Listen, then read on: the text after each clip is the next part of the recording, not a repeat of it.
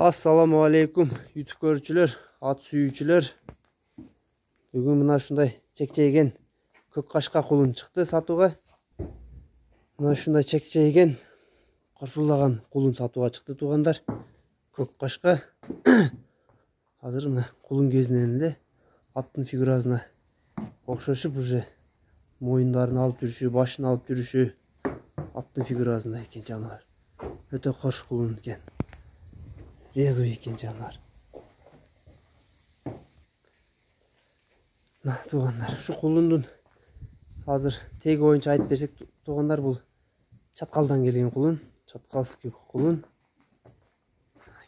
Моюндарын алып жүрүшүн карагыла, башы өйдө баш экен, моюну тике моюн экен ушундай жаныбардын. Кашкасын көрсөтпөй атат, кашкасын көрүңөр туугандар. Жаныбар моюнун алып жүрүшүн карагылачы. Сору жактарында бир айланып көрсөтөйүн, сорун дагы бир.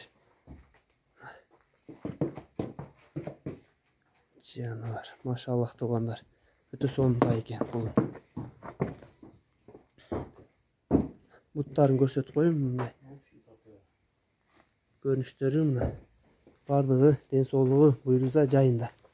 Ноктого түшүп, ноктого уже көнүп калды туугандар.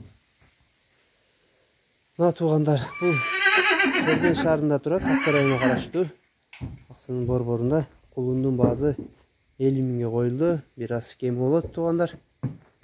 Байланышка, номерлерге чыгасыңар, описанияга калтырып коебуз туугандар. Мына бүгүнкү чыгарылышта ушундай чекчейген көк кашка кулун болду. Ат кыла турган экен жаныбар. Кара байыр туугандар кулун. Ушу менен мына болушунча маалымат берип көрдүк туугандар. Кулунду колдон алынган туугандар, ата энесин көрбөгөнбүз. Мына шу кулундун өзүнүн сынына баалап алганбыз туугандар.